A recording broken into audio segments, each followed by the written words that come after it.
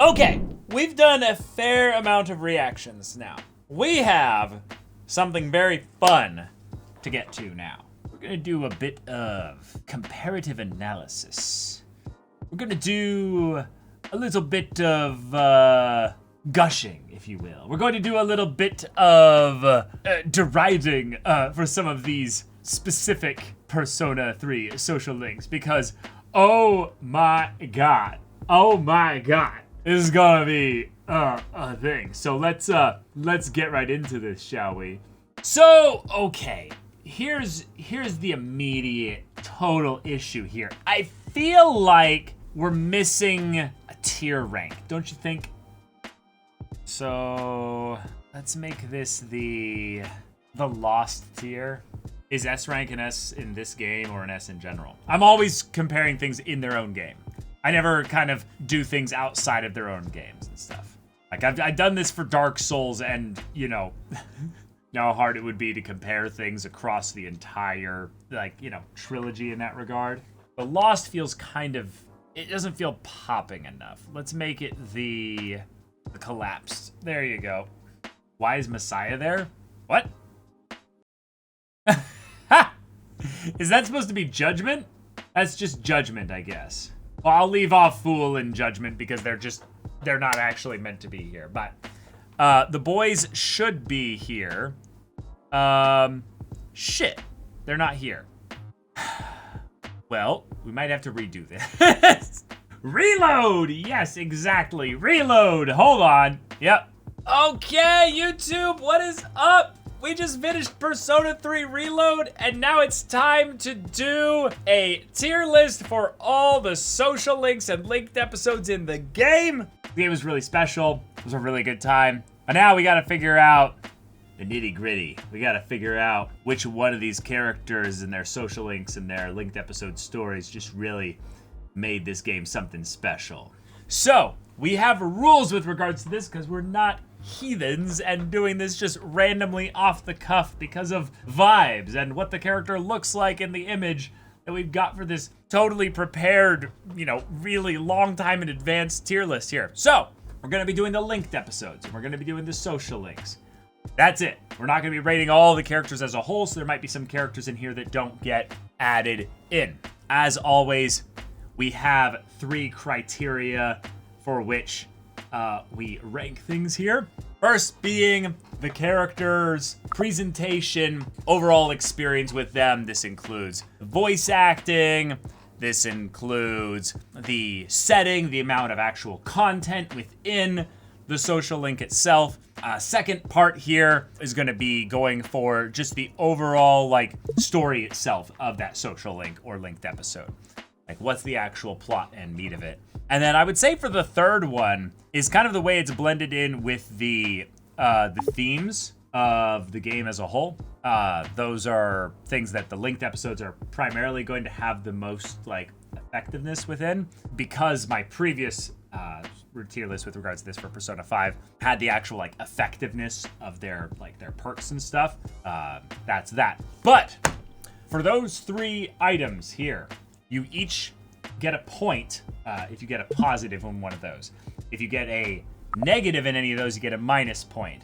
And if you get just a neutral in them, you get no points. In order to move from C ranking, which is where all of them start, you need to have a positive 1 point net in order to get into B tier, a positive 2 to get into A tier, a positive 3 to get into S tier, and if you're my favorite, and if you're my absolute favorite social links or linked episodes, you're going to go into S+ tier. If you get negative net points, you go into D tier. And if you get more than 1 negative, you go into the collapsed tier.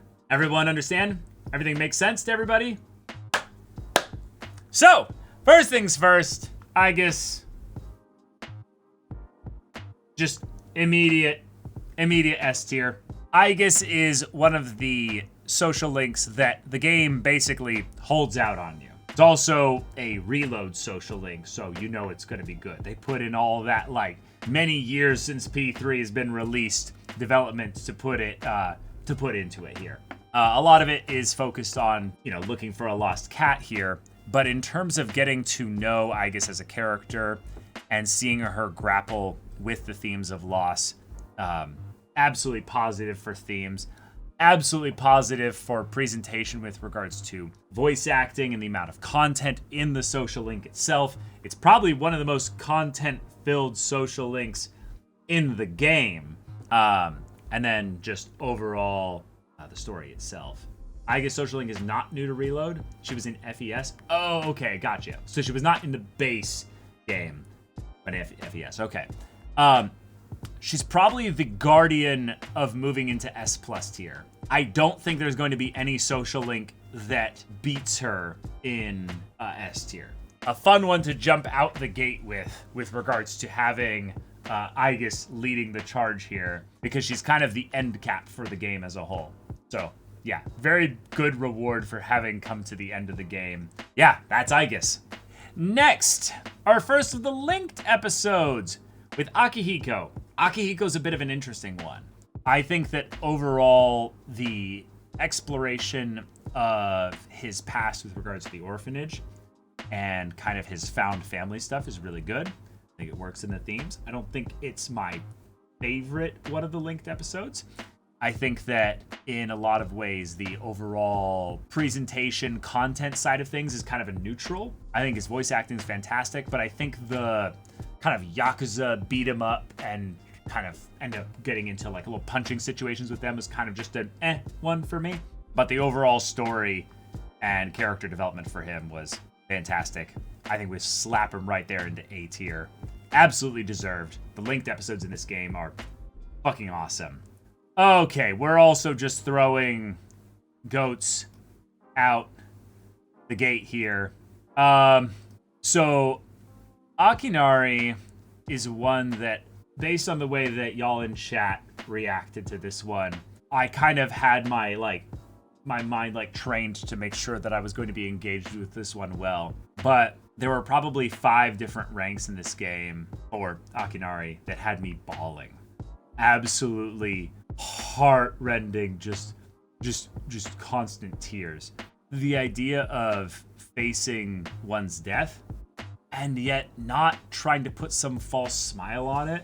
I love that. It's perfectly blended with the themes more than any other social link in the game. His pained, breathless voice acting, and even though we just sit at the bench for the majority of it, and it's actually pretty light as far as content goes, every word I'm hanging on by a thread to what he says, and then the way that the story blends things into kind of almost foreshadowing the ending of the game in a cool way. And then his 10th rank is absolutely goated.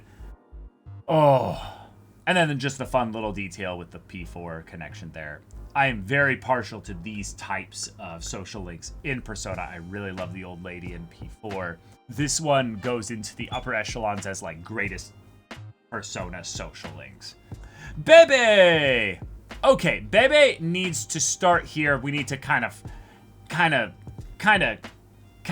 decide on this one here, because I think Bebe is a fabulous character. His social link, unfortunately, is not that consistent, I would say. Unfortunately, the actual story for Bebe about getting the kimono, I don't think gets a point here. It's very minimal. The stuff with his French family is really good.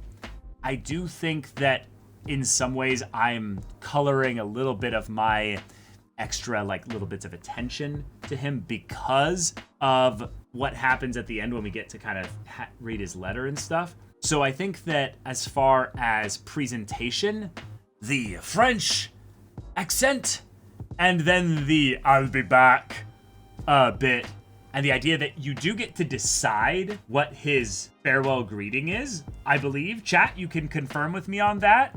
That, I think, gives him a point for presentation, for sure. You do? Yeah, that is very cool. That is probably one of the best immediate presentation benefits there. So he's easily a B tier. But as far as with the themes, I think that it's at the very least maybe a positive.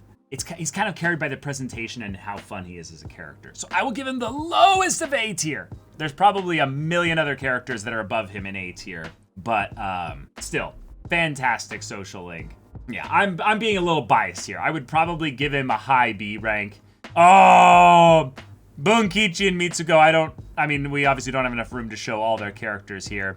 Bunkichi and Mitsuko, obviously immediate positive for presentation, fantastic voice acting, and the idea of the two characters kind of playing off each other was wonderful. The themes tie in with their grandson and the way in which we kind of remind them of him.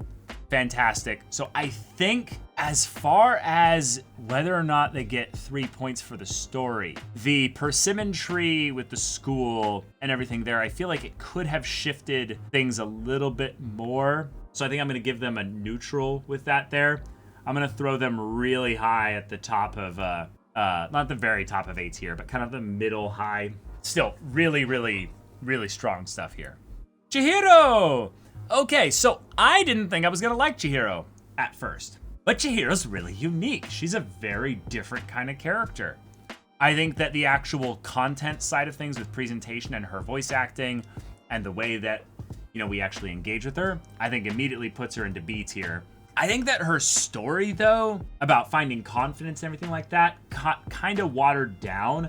I think there are some areas we could have explored the trauma and fear that she has with men a little bit more. So I'm going to give her kind of a neutral on that. And then as far as themes, I also think that there are ways they could have explored stuff with loss and all that a little bit more. So I think that she's kind of a mid B tier kind of one here. I thought I would end up finding her like a C tier though, but a very, very, very surprising positive one as a whole. Okay, Fuka. Fuka's one of the final 3 girls, so can't be any lower than a B tier. Her presentation, as far as things go with her voice acting and the actual content was fun. We get rooftop scenes, so she's wonderful. I think that in a lot of ways, her actual story doesn't really pick up until she starts addressing the vulnerabilities of feeling like inadequate as a person. So I think that in a lot of ways, she doesn't get a neutral, she doesn't get a positive for story, really. It's kind of a neutral one there. And then as far as themes go, I think that she also doesn't really get a positive there. I think there's a couple things that could tap into it, but it's more the way in which she kind of grows with the team that's outside of her social link. So I would put her in B tier. Yeah, like a higher B. Yeah, exactly. Okay, Odagiri. Odagiri's kind of fun. I think that Odagiri has the worst content of most of the social links. His actual presentation with regards to where you go and how much time you actually spend with him is really low. I would almost give it a negative. Almost. Just some of his social link stuff is very short and very kind of meh. But I'm not sure if I'm going to give it a negative. I would say that themes-wise, he's probably also kind of a neutral one there. But I would say that his story gets really interesting around rank like 6. Like, he starts to get into some pretty cool stuff. I think that unfortunately he's held back by his earlier ranks though. So I think that if we give him a negative for that and a positive for the story and then a neutral one for that there, I think we're going to give him a high C tier because he had at least one positive. So I'm going to give him high C tier for now. Junpei! Oh my god, I'm biased. I'm sorry. His linked episode made me think that Persona 6 should just have linked episodes. I have so much to say, but just the idea of linked episodes as a whole was so aggravating to me. The idea that they would take away story potential just because they're boys, and yet Junpei has so much just crippling flaws within him as a character, and we get to see him grow so much over the course of his linked episodes. The way in which he's kind of feeling that inferiority stuff, he's feeling like he needs to be more of kind of like a brother to a bunch of the other guys here. There's so much about him that just makes him fun to root for, and yet his linked episodes tie so well into the themes of things as we get especially into the later parts of the story. I think he's debatably the best overall experience outside of Akinari. It might even be better just because of the voice acting. Like, the voice acting is so goddamn good for Junpei that it might even go above there. But I think we're right now throwing him up there into second place. Kaz. Now, I have things to say about Kaz. So, I think that in terms of potential, Kaz had a really cool opportunity. He's tied into Yuko's story. He's got this past connection with another character in there that they can use to banter, and therefore we can have two social link characters interacting with you at the same time, and that's pretty fun. The problem is that as far as themes, it's him sacrificing for somebody else. So it's him suffering on somebody else's account, and that's the most, like, loose way I can put it. The only really good positive about it is that his presentation and content is actually good. There's a lot of different scenes and settings that he's in. There's a lot of other characters that bounce into his social link. So I would say that gives him at the very least one positive. But for the story and for the themes, I would give him 2 negatives to net a D tier. I don't think he's collapsed tier, but I do not think he deserves anything above D tier. Keisuke! Keisuke has one of the funniest social link rank ups in the game. It is unparalleled how funny it is. However, as far as presentation content, we're in the art club. We're hanging out in the art club.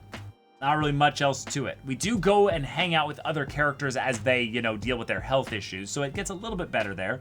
His voice is very iconic and distinct, so I would give him, at the very least, a very light positive in presentation. I do think that his story, though, is kind of mid. It's probably a very light negative for me, actually. But then with themes, I would say I'd give him also maybe a very light positive with regards to, his struggle. I would give him a very, very low B tier. In a lot of ways, he's carried by the dynamics of his scenes and stuff. Ken! Okay, so Ken's in a special place. Ken's in a very special place. And I think that as far as themes, this immediately, combined with his story, immediately throws him into A tier. Like, not even like mid A tier, like high to low A tier, like high to mid-high A tier.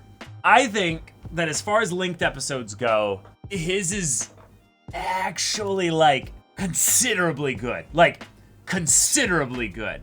As far as presentation goes, they actually nailed the kid voice just enough. If you think back on all the times in Persona games, how the kid voices are just kinda, ugh. But his voice, combined with the ways in which we go into all these other scenes and stuff, I think that immediately throws it into a very good positive here. The story of his character, though, combining it with his desire to end it all, trying to figure out this revenge, this pain, this loss, I think it combines very well with the themes and everything. I think the only thing where it might get a little bit tough, I don't think the actual linked episodes themselves blend as much like a very cohesive story as much as the actual Ken main story stuff goes.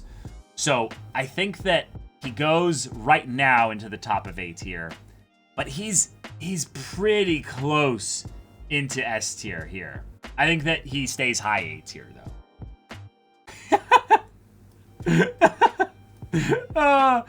You know what? Kenji's not that bad.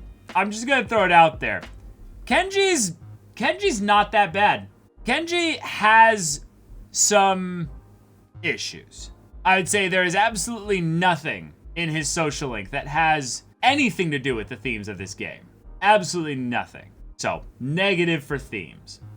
However, I will say that the actual presentation of his social link, all the places that we go, the actual times that we're, getting to interact with him and bump into other characters and stuff, he actually has a pretty good setup there. So I would give him a positive for that. I do think, however, that unfortunately his story, no, it's just not for me.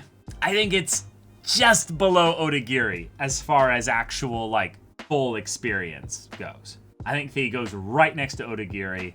Yeah, I don't really have much more to say other than that. Yeah. All right, Koromaru! Ow! This is a good boy. This is a really good boy. The way in which we kind of used the characters that have seen him outside the shrine and seen him around town and stuff, kind of being the town guardian, if you will, the town protector, like he's in his own shonen manga, you know? I love that they were then used to be the voices for this character. Now, while I do not like his person dog voice, I do really like the presentation with his stuff, though. The way they made me attached to this dog in a very special way through just barking and woofing. I think that immediately gives him a B tier. Now, as far as themes go, he has a very light positive, I would say, with regards to dealing with loss and everything. But I don't think his story, though, has as much weight to go on there. So I would say he's kind of a low A tier. Like, at best. Like, and that's kind of pushing it.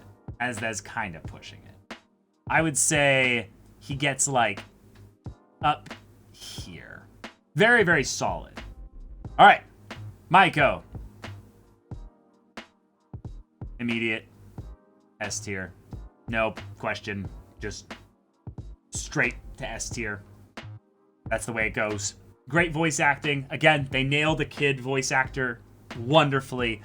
They gave us a really endearing, like, experience for us kind of being the surrogate big brother for Maiko. We took her out for burgers. We hung out with her at the playground. We walked around with her. We showed her takoyaki. We basically took her on a little mini bazaar adventure. And then they brought in her parents. Like, that enough gives, that in and of itself gives her basically, like, A tier. But then the story. Oh, the story. It was painful. They did not hold back either. They came out the gate swinging with Maiko. I'm so glad that Maiko is one of the early social links that I did, because I got to kind of pace out a bunch of the more, I would say, technically complex social links for later with regards to, like, story stuff. Hers is much more simple, but I was all the way in from the beginning. And then they brought in some really great tearjerker stuff near the middle and end. I also felt that it probably wasn't an actual choice, but they really made me feel the choice of being like, should I encourage her to go with her mom or her dad? I don't think she goes anywhere near Aegis territory. She definitely is S tier, but she is not the very top of S tier. That's Maiko. Wonderful stuff. Hayase! Okay. Another one that I'm very biased for, but that's probably because I disliked Kaz so much. Hayase has a couple things that I really resonate with. He's a big brother from a big family. That immediately gives him, as far as story stuff that we're gonna get into as far as things go, an immediate B tier for me. We're gonna go higher probably, but can't be lower than a B tier. Now, as far as themes go, the idea of him giving up basically sports and his passion and stuff to help take care of his family and everything, I think that ties in with the themes decently well. It's a death of passion. That, I think, also pushes him into A tier.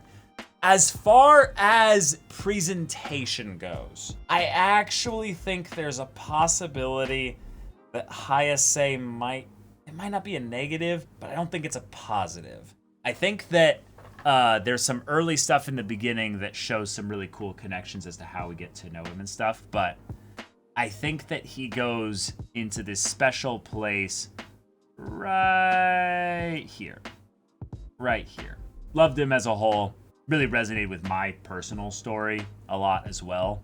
I really see a lot of myself in Hayase, so there's probably a little bit of bias in there, but just a good solid A tier social link. Maya! Okay. I think Maya's cringe. But she's my kind of cringe. No, I'm just kidding. I'm just kidding. I'm just kidding. We'll be rational about this here. We'll be rational about this. All right. Let's break this down. Though. Okay.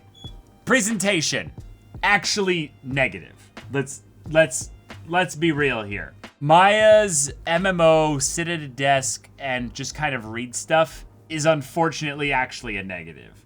But the idea of being in a world that is kind of lonely and far off and nobody else is there, but you find someone and then you slowly watch it burn and die all around you. Yeah, it's immediately a positive there.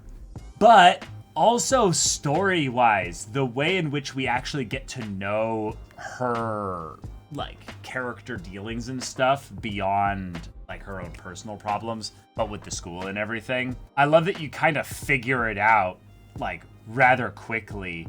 Wait a minute, this is a person at our school. Oh my god, this is Miss T. Oh shit, this is Miss Toriyumi. Oh shit, like, that kind of element is absolutely worth it for the story angle. So I would give her, at the very least, a very high B tier. Hold on. There we go. But, yeah. All right, Mitsuru. Oh, hold on. Ah, god damn it. No, don't touch that. You're too great for that. Okay. Mitsuru's social link was way better than I thought it was going to be as well. I will say that Mitsuru's complexity as a character, I feel like, was held back from the story in the game as a whole. I feel like we could have gotten more from her character in the long haul, but her social link was a very fun kind of Haru's social link from before Haru, but in some ways done even better. The fiance stuff was a bit a bit much, but I would say that kind of exploring the different aspects of her character is really fun. So presentation and story, I think, immediately gives her an A tier. Themes-wise, though, I honestly think themes is where she kind of is held back a little bit. I think she doesn't really get enough there. I would say, again, she kind of gets that immediate, I get to skip past Bebe kind of thing there that I've been doing with everybody at this point. But does she go above these ones here? There's the romance angle, so that is a slightly better positive for the story. I think yes. I think she jumps up here. You think above Akihiko? I don't know. I feel like we could have gotten a little bit more from both of them, so I kind of put them as kind of a tie. But nah, I'd keep her here. Definitely a fantastic romance option, though. All right.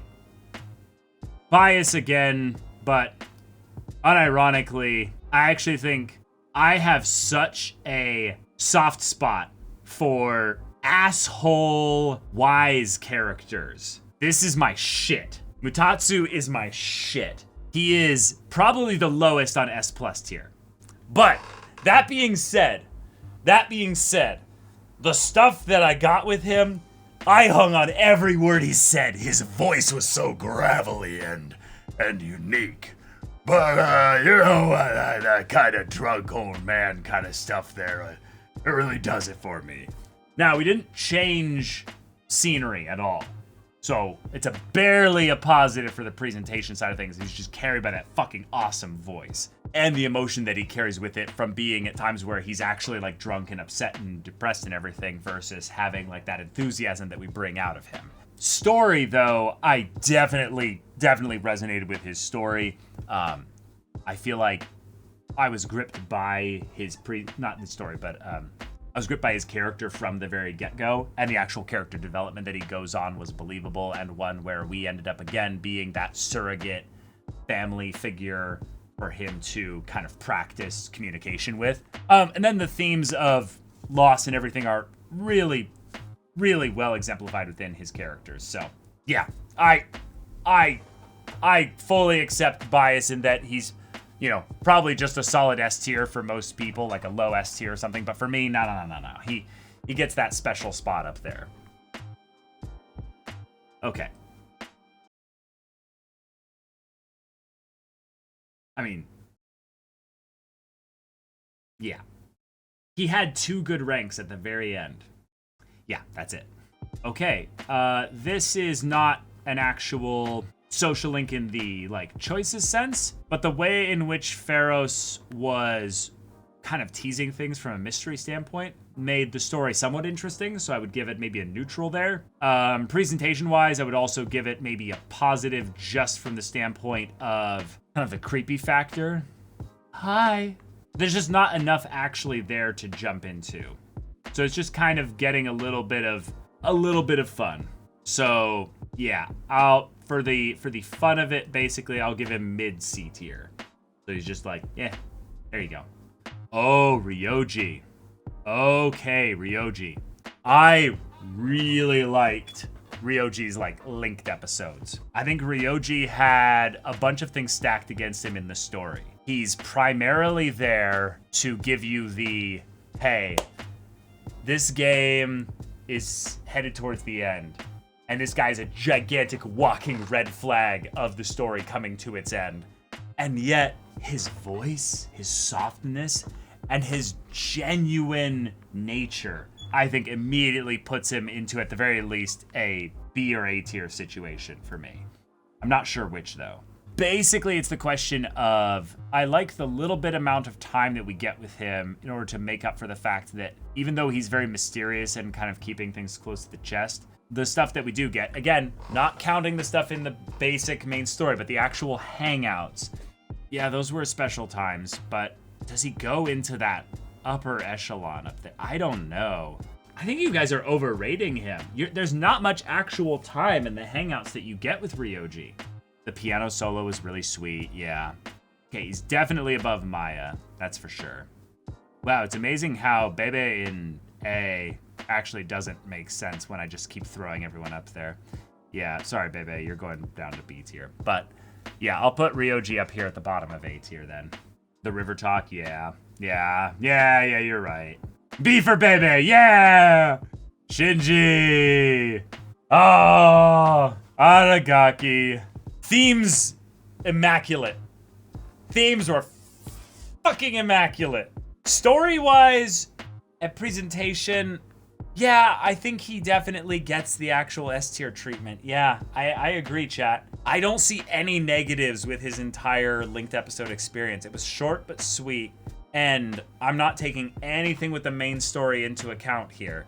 I think the frustration that he has with watching us continue down this path and not really, kind of listening to him, and yet we kind of pull him back with every time we interact, being like, come on, and then setting up the promise and everything, like, ugh.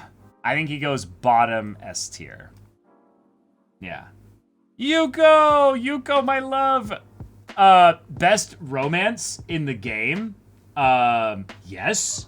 Yuko has probably one of, in my opinion, the best, female voices, even though she's very clearly voiced by, a 35-year-old or, a 28-year-old or something. I would say that Yuko is an example of what made the Cause's social link have such high potential, but she actually delivered on it.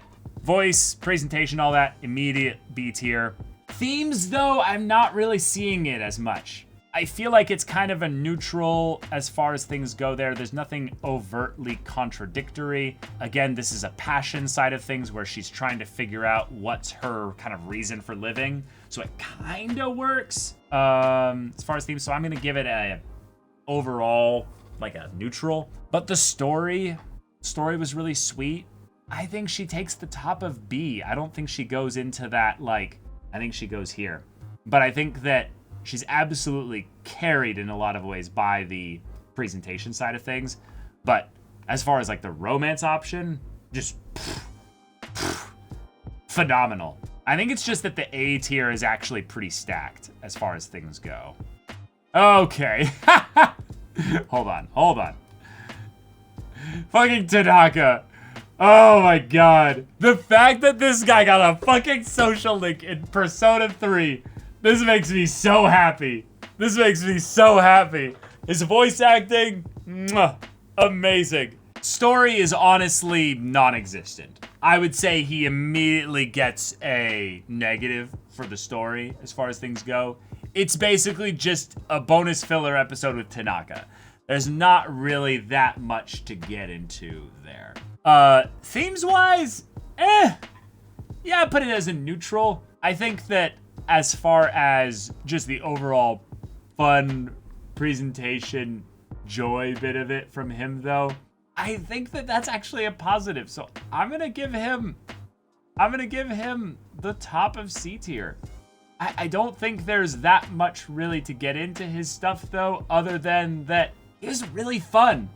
I would have loved if there was a concurring plot with regards to trying to bring us into the fold with his business and stuff, but it was mostly just a joke.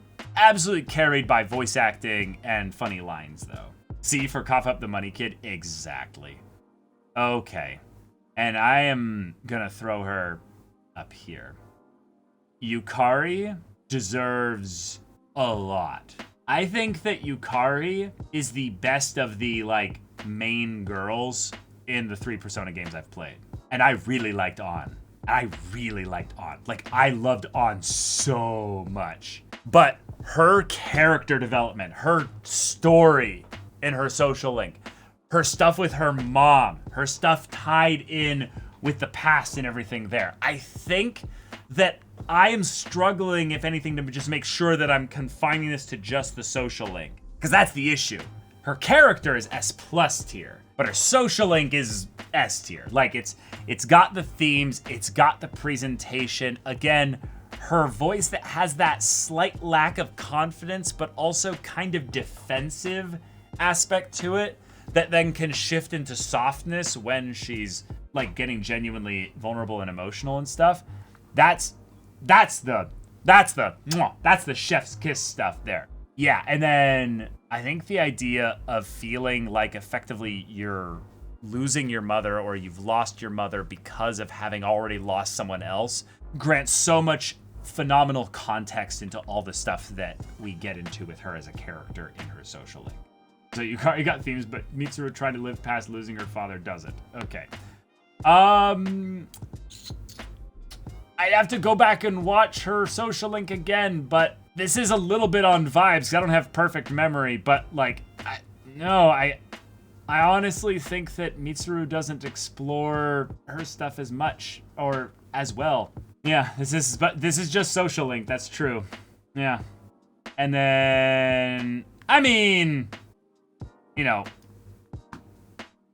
we gotta have sex with Elizabeth, so S+ tier. We can just call this the sex tier, you know, like. Okay, but as far as hangouts go, I think she was very fun. I think that pretty much as far as things go, she doesn't deserve to be on this ranking as a whole. Because it's not really a story stuff as more as it is kind of just getting to know her and stuff, and kind of taking her around on a little adventure there. But there's not much to it. So I think I'm gonna cow it out and put her down at the bottom here. Just that top half of Nozomi's forehead coming into frame here. So yeah, that's my tier list. I could be convinced to move some things around, but Caleb, you were cooking. Don't back down. Tanaka in C is criminal. Nozomi gets too much hate, but otherwise it's not horrible. I feel like if I wanted to be, like, really intense here with this, but this would be unfair. This would actually be unfair. Wait, if we're actually being unfair, there we go. Now who knows what they're doing underneath the screen right now? Ooh. Nozomi is eating Goss's knee. Oh no! Bob, no! Bob, that was not very noble of you. Oh no! No! Cannibal Nozomi! Keisuke just jumps down there. It's like, what happened? Ah! Oh no, Keisuke's dead. And then, of course, Pharaohs comes down there. It's just like, hi, how are you all doing? Hello. And then Kenji's up there like, nice. All the girls available here for me. Ow. We are playing Dollhouse now. Hey. All right. Well, that was very fun.